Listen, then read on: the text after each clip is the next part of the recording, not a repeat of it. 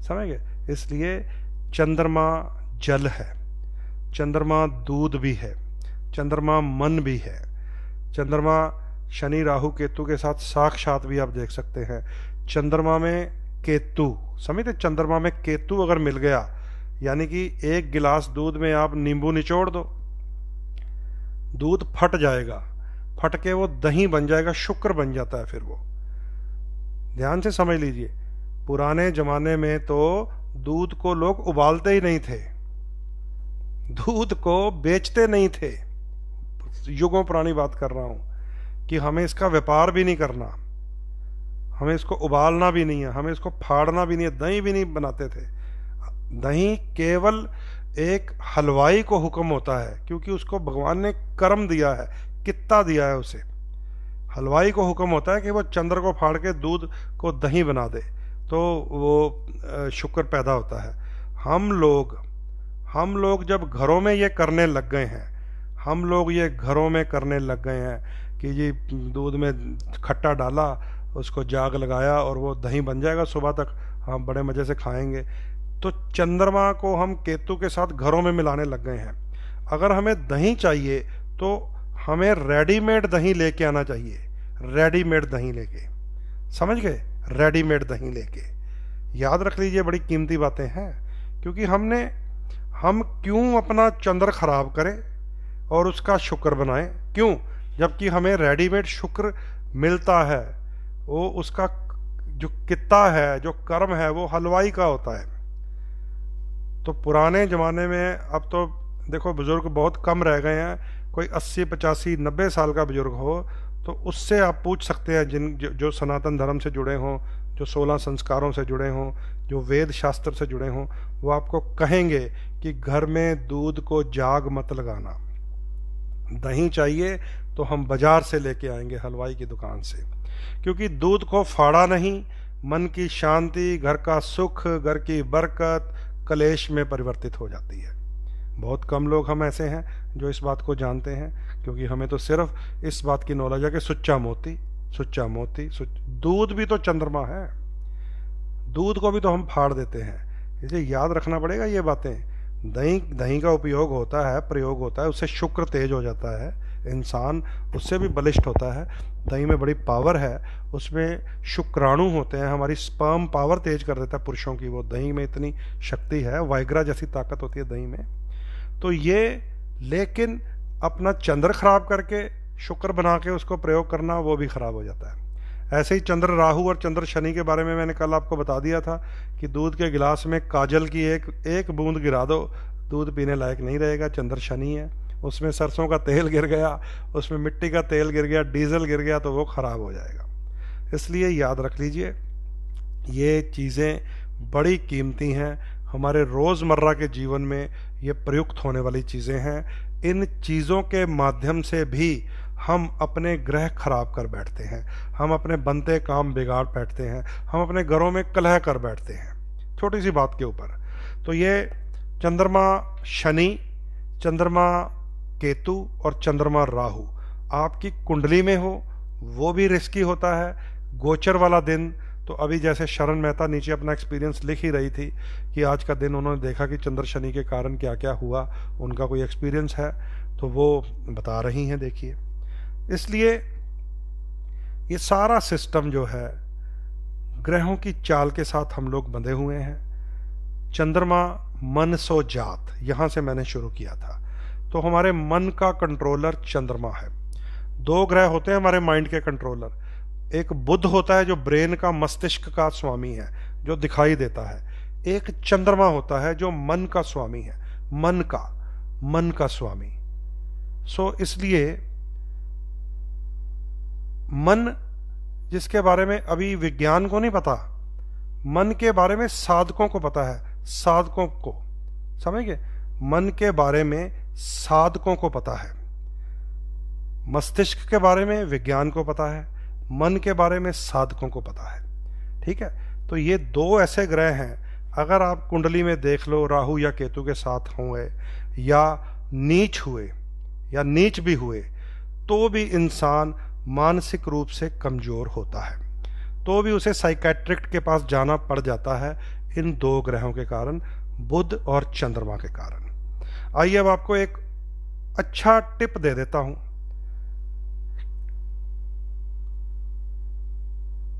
यहां पर आपके पास दो श्रेणियां हैं, एक देव श्रेणी, एक दैत्य श्रेणी। देव श्रेणी में चंद्रमा आपका मित्र ग्रह होता है। अगर वो राहु, केतु या शनि के साथ हो तो देव श्रेणी के आचार्य बृहस्पति, जुपिटर आपके लिए सहायक बनेंगे। नोट कर लीजिए, मान लीजिए कुंडली में चंद्रमा केतु है, चंद्रमा राहु है, चंद्रमा शनि है, वहां राहु केतु शनि का तो विसर्जन रेमेडीज होंगी।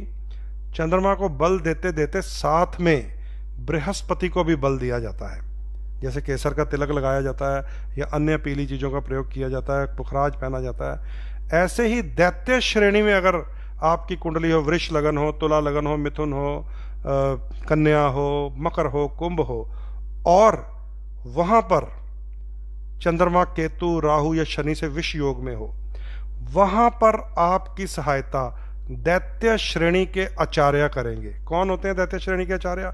वीनस, शुक्र ग्रह। वहां पर आप शुक्र को अगर बल देंगे अधिक, अगर आप दैत्य श्रेणी वाले हैं तो शुक्र को बल देने से आपकी कुंडली के चंद्रमा की वीकनेस भी ठीक हो सकती है। ये इट्स अ टिप, समझ गए? बहुत सारे लोगों को ये नहीं समझ आता, वो कहेंगे चंद्रमा राहु के साथ है, चंद्रमा केतु के साथ है, चंद्रमा शनि के साथ है, तो क्या किया जाए? नेगेटिव ग्रहों को तो रेमेडी से करेक्ट किया जाता है, क्योंकि राहु केतु को तो देव लगन वाले भी विसर्जन कर सकते हैं, दैत्य लगन वाले भी विसर्जन कर सकते हैं। अब अगर मान लीजिए मकर लगन या कुंभ लगन है, वहां पर चंद्र शनि का योग आ गया, चंद्रमा और शनि का योग आ गया, विष योग बन गया। अब वहां पे शनि का विसर्जन नहीं कर सकते, क्योंकि आपके लगन का लॉर्ड शनि है, आपकी त्रिकोण का स्वामी शनि है।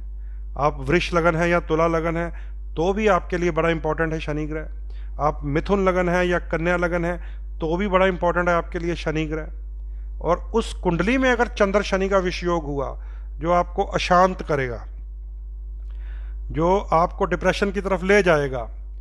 चंद्र शनि वालों को ध्यान रखना चाहिए, चंद्र राहु वालों को, चंद्र केतु वालों को, वो भी शरीर के अंदर का जो द्रव्य है वो दूषित हो जाता है। कई कई सालों के बाद कैंसर जैसी खराब बीमारी भी सामने आ जाती है, चंद्र शनि, चंद्र राहु, चंद्र केतु, क्योंकि हमारी बॉडी का द्रव्य जो है वो चंद्रमा के साथ रिलेटेड है। अगर आप कुंभ लगन, मकर लगन, मिथुन लगन, कन्या लगन, वृषभ लगन, तुला लगन है तो आप शनि का विसर्जन नहीं कर सकते। और चंद्रमा का विसर्जन करते हुए बड़े ध्यान से देखना पड़ता है कि क्या करें, कहीं हमारे किसी न्यूट्रल हाउस का स्वामी तो नहीं है।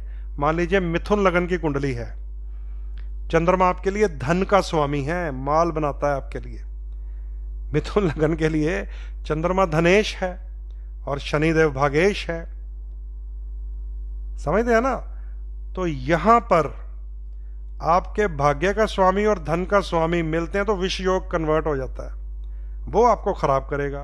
तो बड़े ही इंटेलिजेंट वे से रेमेडी होगी, वहां पर आपको चंद्रमा को ट्यून करना पड़ेगा, शनि को मजबूत करना पड़ेगा, शुक्र की सहायता लेनी पड़ेगी, शुक्र की सहायता अधिक लेनी पड़ेगी, क्योंकि आपकी कुंडली का आचार्य शुक्र है। तो वहां पर चंदन का, सफेद चंदन का तिलक लगाया जाता है, वहां पर सफेद चंदन घिस के त्रिपुंड बनाकर शंकर जी को लगाया जाता है, वहां पर दही से अभिषेक किया जाता है शिव जी का, क्योंकि शिव जी चंद्रशिखर हैं, वो बिल्कुल मूल में चले जाएंगे तो वो चंद्रमा के सूचक हैं। तो दही के अभिषेक से चंद्रमा को प्रणाम किया जाता है, ताकि धन भी खराब ना हो हमारा, मिथुन लगन वालों। और शनि को तो हमें हर हालत में मजबूत रखना ही है, क्योंकि वो त्रिकोणपति है। तो आज का एपिसोड है थोड़ा टेक्निकल, लेकिन आप लोगों के जितने मुझे मैसेजेस मिलते हैं, व्हाट्सएप मिलते हैं, तो मैं ये समझ लेता हूँ कि आप इस टेक्निक को अब समझने लग गए हैं। तो क्या आप ये जो बात मैं समझा रहा हूँ आपको समझ आ रही है, मीडियोकर वाली, कि दैत्य लगन हो, चंद्र राहु, चंद्र केतु, चंद्र शनि हो तो मीडियोकर प्लैनेट होता है शुक्र। देव लगन हो, कुंडली में चंद्रमा खराब हो राहु केतु शनि से, तो मीडियोकर प्लैनेट होता है जुपिटर, बृहस्पति, केसर का तिलक। अगर ये बात आपको समझ आई है तो थम्स अप दिखा दीजिए, ताकि मुझे पता चलेगा कि मेरे बोलने का कोई मकसद है, मतलब है। क्योंकि ये रेमेडीज बता रहा हूं मैं आपको, और कुंडली में सुधार करने का तरीका बता रहा हूं आपको। हालांकि आज मेरा मूड था, आज सूर्य के बारे में बात करेंगे, लेकिन आपके इतने प्रश्न आए कि मैंने देखा कि अभी भी बड़ी कन्फ्यूजन है। अभी भी ये सुच्चा मोती, ये चंद्र का स्ट्रॉन्ग करने वाला उपाय, ये अधिकतर लोगों को कंफ्यूज ही कर रहा है। नहीं तो मेरी प्रिपेयरिंग हो रही थी कि आज सूर्य के विषय में बात करेंगे, कि कल चंद्रमा की बात की थी मन, आज सूर्य की बात करेंगे, आत्मा और आत्मविश्वास। परंतु आप लोगों की कंफ्यूजन जब तक दूर नहीं हो पाएगी, इस लाइव का कोई फायदा नहीं होगा। आप लोग जब तक इस बात को बिल्कुल कीनली, एक्सीलेंट वे से नहीं समझ पाएंगे, तब तक आपको कोई लाभ नहीं मिलेगा। इसलिए दोस्तों, आज का जो ये एपिसोड है, आपको आपके ही प्रश्नों के उत्तर देने में मैंने लगाया है, ताकि आपकी कंफ्यूजन दूर हो सके। तो इसलिए आपको बिल्कुल शॉर्ट वर्ड्स में मैं दोबारा बताने लगा हूं कि चंद्रमा किस भाव का स्वामी होता है।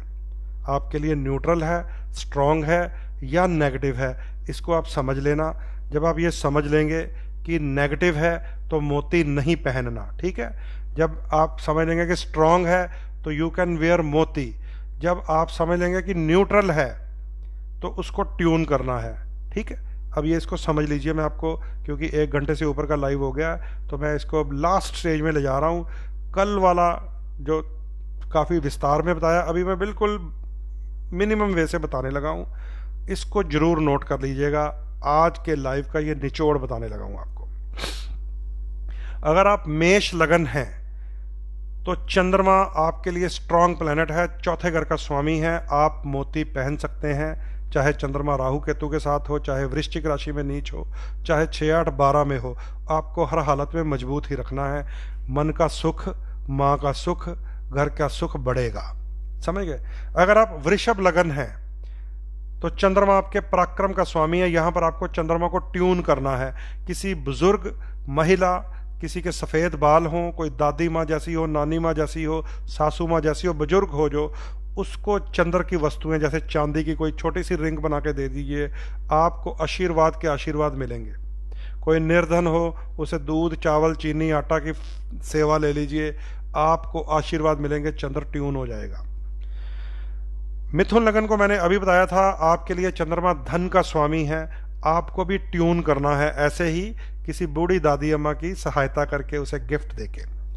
कर्क लगन वालों को चंद्रमा प्रबल राजयोग कारक ग्रह है। हर हालत में मोती पहनना चाहिए, चंद्र की चीज़ों का प्रयोग करना चाहिए। दान कभी भी नहीं करना चाहिए। अगर कहीं दान कर दिया या कर रहे हैं, जैसे कल भी बताया था डॉग की सेवा, तो आपको शंकर भगवान को चांदी का चंद्रमा चढ़ाते भी रहना चाहिए, ताकि आपका लग्नेश वीक ना हो। सिंह लगन वालों को कभी भी सुच्चा मोती नहीं पहनना चाहिए। हमेशा दान करते रहना चाहिए, दान बांटते रहना चाहिए, ठीक है। कन्या लगन वालों को लाभ स्थान का स्वामी है ये चंद्रमा, इसको ट्यून करके रखना चाहिए, ट्यूनेबल। जब भी मैं कहूँ ट्यूनेबल, तो आप चांदी का कड़ा पहन सकते हैं, सुच्चा मोती नहीं पहन सकते। बिना जोड़ का चांदी का कड़ा सारे जाने पहन सकते हैं जिनके लिए ट्यूनेबल है, लेकिन सिंह लगन वालों को वो भी नहीं पहनना चाहिए, सुच्चा मोती भी नहीं पहनना चाहिए। ट्यून का मतलब होता है चंद्र कारक बुजुर्ग लेडी की सहायता चंद्र की चीज से करके, उनके चरणों को हाथ लगा के उनसे आशीर्वाद इकट्ठे करो, और चंद्रमा आपका बली हो जाएगा। और जैसे मैंने अभी किसको बताया है, मिथुन लगन वालों को, कन्या लगन वालों को, कि आपका लाभ का स्वामी खूब लाभ देने लग जाएगा। तुला लगन वालों के लिए चंद्रमा 10th लॉर्ड होता है, पिता का स्वामी, व्यापार का स्वामी, बिजनेस का, सरकार का, बॉस का स्वामी। तो दिस इज ट्यूनेबल, तो आपको ट्यून करना है। ट्यून करके चंद्रमा को आप बलिष्ठ कीजिए, आपके लिए फायदा होगा।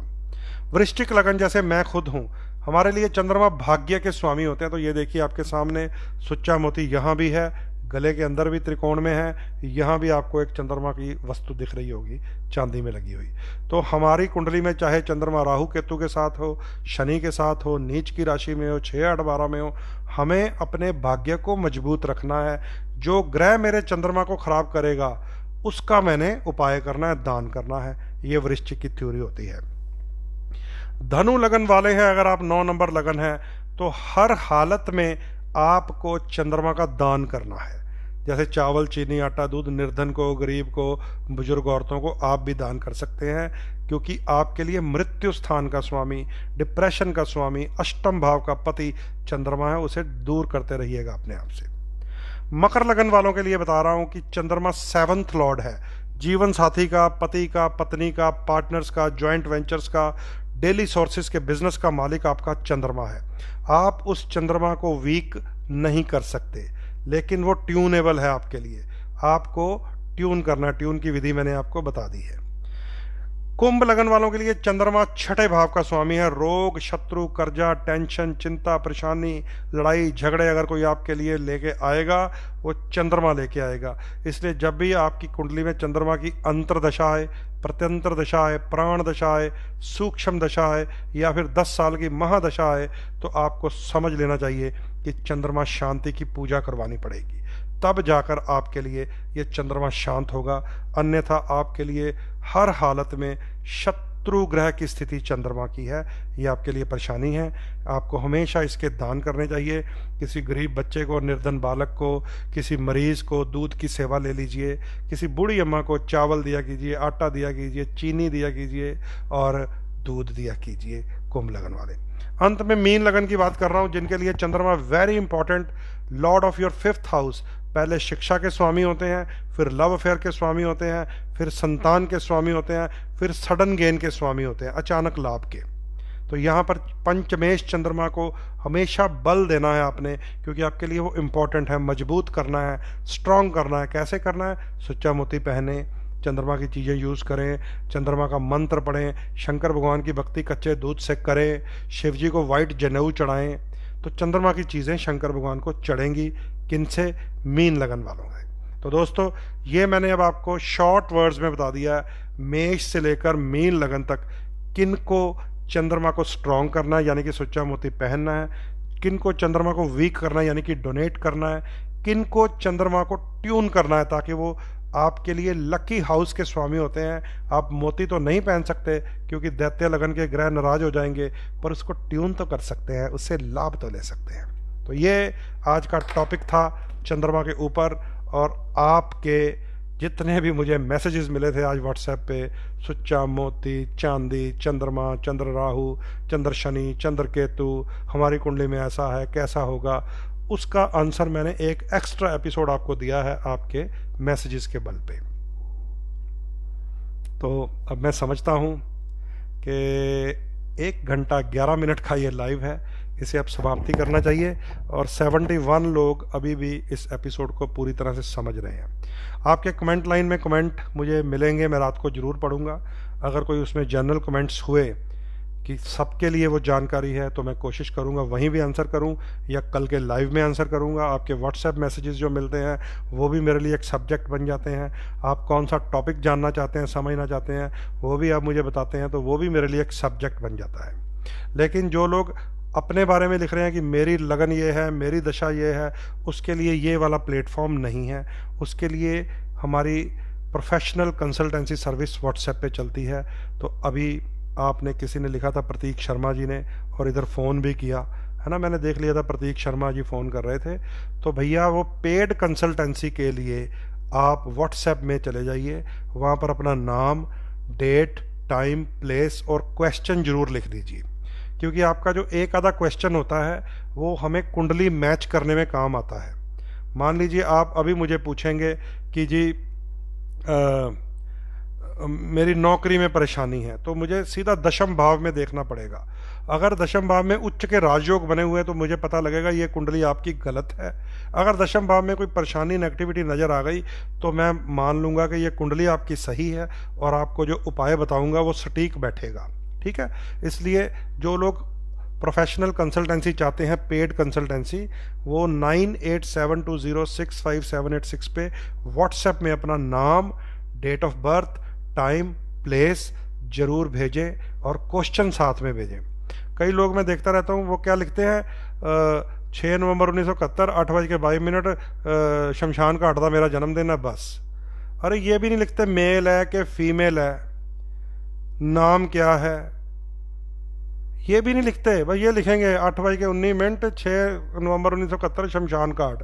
अब मैं कहाँ ढूंढूं कि जो ब्लड का सैंपल आप टेस्ट देने के लिए देकर गए हैं, इंसान का है, डॉग का है, लेडी का है, मेल का है, फीमेल का है। अब वो एक मेल आदमी आए है ना, तो मैं उसका प्रेगनेंसी टेस्ट तो करूँगा नहीं, समझ गए ना मेरी बात को। तो ऐसे ऐसे अजीबो गरीब लोग भी जुड़ते हैं मेरे साथ, मुझे मज़ा आ जाता है, फिर उनसे फन चैटिंग भी मैं करता हूँ। मैं कहता हूँ इन्ना नाम नहीं रखा अजे, इन्ना ਵੱਡਾ हो गया तो नाम रख लो, तुसी विआह की गल पूछते पे हो, सिर्फ ये लिखेंगे ये इसकी शादी कब होगी। और मैं कहूँगा पहले ਇਹਦਾ नाम रखो, पहले ਇਹਨੂੰ ਵੱਡਾ तो करो, फिर ਇਹਦਾ ਵਿਆਹ करांगे ਆਪਾਂ। तो some type of fun chatting मेरी हो जाती है कुछ लोगों के साथ। बट आप अलर्ट व्यूवर्स बनिए। अगर आपको अपनी जानकारी चाहिए तो पहले सबसे नाम लिखें, नाम के साथ जेंडर भी लिख दिया कीजिए। अब आपने नाम लिख दिया कमल, ध्यान से समझिए, कमल, 6 नवंबर 1971 8:19 शमशान घाट, मेरी शादी कब होगी। अब मुझे क्या पता ये कमल मेल का नाम है या फीमेल का नाम है। अब ये भी नहीं पता कि कमल मेल का नाम है या कमल फीमेल का नाम है। अब मैं क्या करूं, उसका स्पर्म टेस्ट करूं या प्रेगनेंसी टेस्ट करूं, मुझे ये भी नहीं पता होता। तो ये ज़रूर लिखा कीजिए मेरे दोस्तों, मेरे प्यारे प्यारे भाइयों, मेरे मित्रों, कि जो आपकी बिल्कुल क्लियर डिटेल और प्रश्न जरूर भेजा कीजिए। एक भाई साहब ने मुझे भेजा कि मेरी लाइफ के इवेंट ये हैं पंडित जी, कि मेरे इतने बच्चे हुए, इस एज में मेरी डाइवोर्स हो गया था, इस एज में मेरा एक ऑपरेशन भी हुआ। तो मुझे इतना अच्छा लगा कि वो कुंडली मैंने पिछली महादशाएं खोलकर मैच करी कि क्या इस साल से इस साल में इसकी शादी हो सकती है, क्या इस साल से इस साल में इसके मेल बेबी हो सकता है, क्या इस साल से इस साल में इसका डिवोर्स हो सकता है। तो मैं मुझे वो कुंडली देखने का और मज़ा आया। तो मैंने उन भाई साहब को स्पेशल थैंक्स लिखा कि भैया आप एक बढ़िया व्यूवर हैं और बढ़िया प्रश्न पूछने वाले हैं, कि आपने अपना नाम भेजा, date of birth, time, place भेजा, जेंडर लिख के भेजा और अपने पिछले जीवन के इवेंट्स भी लिखे। तो मुझे एकदम फट से पता चल गया कि ये कुंडली का लगन स्पष्ट है, बिल्कुल सही निकला हुआ है। और फिर मुझे उसकी अगली प्रेडिक्शन करने का एक तो मुझे मज़ा बड़ा आया, एक मुझे आसान बड़ा लगा कि जो मैं अब बताऊंगा वो इन साहब के जीवन में घटित होगा, क्योंकि इनकी कुंडली पिछले इवेंट सारे दशा के साथ मिल रहे हैं। ये होता है कुंडली दिखाने का तरीका। मेरे पास कई बार ऐसी क्लाइंट्स लेडीज़ आ जाती हैं, है ना, बच्चा होता है अभी 2 साल 3 साल 5 साल का, नर्सरी में पढ़ रहा होता है। वो कहते हैं पंडित जी वड्डा होके की बनेगा, वड्डा होके की बनेगा, है ना। तो मैं देख रहा होता हूँ भैया 5 साल का बच्चा है, पेट में इसके राहु है, छठे घर में चंद्रमा है, छाती जाम होती होगी। मैं उनको उपाय लिख के देता हूँ कि भैया इसका छाती जाम की प्रॉब्लम होगी, गली में चंद्रमा मत डालना और ये वाले दान करना, पेट ठीक रहेगा। क्योंकि वो 5 साल का बच्चा होता है। वो यदि वड्डा होकर की बनेगा पंडित जी, ये लव मैरिज करेगा, ये साड़ा साथ देगा। तो मैं फिर कहता हूँ ये चावल चीनी दूध दान कर देना, ये पेट इसका ठीक रहे, पहले इसको तगड़ा करेंगे। नहीं नहीं पंडित जी वड्डा होकर की बनेगा। मैं क्या ए वड्डा होकर प्राइम मिनिस्टर बनेगा इंडिया का। जे चाह वेचदा वेचदा मोदी बन सकता तो यार ढिड खराब करदा करदा नहीं बन सकता। ਇਹ ਪ੍ਰਾਈਮ ਮਿਨਿਸਟਰ ਬਣੇਗਾ ਇੰਡੀਆ ਦਾ। ਇਹਦੇ ਗਲੇ 'ਚ ਤੁਸੀਂ ਨਵਰਤਨ ਲੋਕਟ ਪਾ ਦਿਓ ਅੱਜ ਹੀ 5 ਸਾਲ ਦੇ ਬੱਚੇ ਦੇ ਗਲੇ 'ਚ, ਤਾਂ ਕਿ ਪ੍ਰਾਈਮ ਮਿਨਿਸਟਰ ਬਣ ਜਾਏ। ਇਹ ਤਾਂ ਬਹੁਤ ਉੱਚੀ ਚੀਜ਼ ਹੈ। ਤੁਹਾਡੇ ਘਰ 'ਚ ਬੱਚਾ ਥੋੜੀ पैदा होया, पहले पंजाब का CM बनेगा, फिर इंडिया का PM बनेगा। फिर वो कहते हैं पंडित जी आप मजाक कर रहे हैं। मैं कहता हूँ मजाक आप भी तो कर रहे हो। आपके बच्चे के पेट में नुक्सा, छाती जाम हो सकती है, पहले मैं उसको ठीक कर दूँ कि इसको प्राइम मिनिस्टर बना दूँ इंडिया का। पहले उसको ठीक करवा लो, इसकी फलानी दशा खराब है, पहले उसको ठीक करा लो, उसके बाद देखेंगे। ठीक है। तो ये चीज़ें बड़े मज़ेदार किस्से हैं मेरे पास। मेरे से अगर किसी ने स्टोरी लेनी हो ना, किसी बॉलीवुड की फिल्मों के राइटर ने, तो मेरे पास इतनी इतनी कहानियाँ हैं, इतनी स्टोरियाँ हैं, है ना। अगर मैं आपके साथ सांझी करने लग जाऊं तो जितने आपके स्माइली ऐसे उड़ उड़ के आ रहे हैं ना, तो 24 घंटे स्माइली आएंगे। इसलिए खेल होता है ये स्पष्टता का, ठीक है। तो इसलिए जो जो लोग अपनी पेड कंसल्टेंसी चाहते हैं, वो लोग व्हाट्सएप में अपना नाम, अपना जेंडर, अपना डेट ऑफ बर्थ, अपना टाइम ऑफ बर्थ, अपना प्लेस ऑफ बर्थ अवश्य लिखें। और अगर पिछले इवेंट्स लिख दें कि इस सन में मेरी शादी हुई थी, इस सन में मेरे चोट एक्सीडेंट हुआ था, कोई ऑपरेशन हुआ था, तो मुझे मैचिंग करने में और आसानी होगी और आपको अगली प्रेडिक्शन देने में और मज़ा आएगा मुझे। तो ये चीज़ें हैं भैया, ज्योतिष से अगर पूछना है। कभी भी हम डॉक्टर के पास जाके ऐसे नहीं बैठ जाते, डॉक्टर साहब लब्बो मैनू की होया हुन, डॉक्टर साहब लब्बो लब्बो मैनू की होया हुन। उत्थे जाके तो कहते हाय डॉक्टर मर गया, हाय डॉक्टर मर गया। डॉक्टर कहता डॉक्टर नहीं मर गया, तू ही मर रहा, मैनू ये दस कितने की प्रॉब्लम हुई है, समझ गए। वो कहेंगे हाय डॉक्टर मर गया, वो कहता डॉक्टर थोड़ी मर गया, मैं तो ठीक बैठा, तू अपनी गल कर कि तेनू की होया है, समझ गए। कभी नहीं कहेंगे डॉक्टर साहब लब्बो मैनू की होया। डॉक्टर कहूँगा आ जा पुत्र तेनू लम्मा पाने आया, ब्लड टेस्ट करो, 10,000 रुपये की स्कैन करो, ECG करो, सारे टेस्ट करो, पहला 20-25 रुपये टेस्टा ना ले लो, फिर तेनू दसांगे तेनू की होया, ठीक है। सो डॉक्टर साहब के पास जाके भी ये कहना पड़ता है कि डॉक्टर साहब मेरे सर में दर्द है, पैर में दर्द है, पेट में दर्द है, छाती में दर्द है। हाय डॉक्टर मर गया नहीं होता, समझ गए। वहाँ पे भी जाके क्वेश्चन पुट करना पड़ता है, तो यहाँ पे भी आके आपको क्वेश्चन ही पुट करना पड़ता है। चलिए दोस्तों, आपको देखिए कितने स्माइली आपके आ रहे हैं, खुश हो रहे हैं। ये पंडित राजन शर्मा है, जो चंद्रमा शनि के विष योग वाले दिन भी आपके स्माइली बार निकाल रहा है। देखिए सारा दिन आप हो सकता है विष योग में जूझे होंगे, झगड़े किए होंगे, लड़ाइयाँ पंगे लिए होंगे, लेकिन जब ये शो चल रहा है तो स्माइल किया कीजिए। यहाँ पे नेगेटिव लोगों को ब्लॉक किया जाता है, फालतू के लोगों को यहाँ से डिलीट किया जाता है, स्माइल करने वालों को हम साथ रखते हैं, ठीक है। चलिए कल फिर मुलाकात होगी, और ऐसे ही कोशिश तो मेरी ये रहेगी कि सूर्य देव की बातें करेंगे कि सूर्य का स्टोन माणिक कौन पहन सकता है, किन लगन वालों के लिए सूर्य प्रबल राजयोगकारी हैं, किन लगन वालों के लिए सूर्य शत्रु ग्रह भी होते हैं। कल इस टॉपिक को मैंने वैसे तो प्रिपेयर किया हुआ है, कल आपके साथ बात करेंगे। अब आप हंसते रहिए, खेल खिलाते रहिए, मुस्कुराते रहिए। चंद्रमा शनि का ये आज विष योग बना, इसको उड़ाते रहिए हवा में। आज देवानंद साहब का जन्मदिन है, वही कहते थे हर फिक्र को धुएं में उड़ाता चला गया, तो आप भी उड़ाते रहिए। इजाज़त दीजिए, नमस्कार।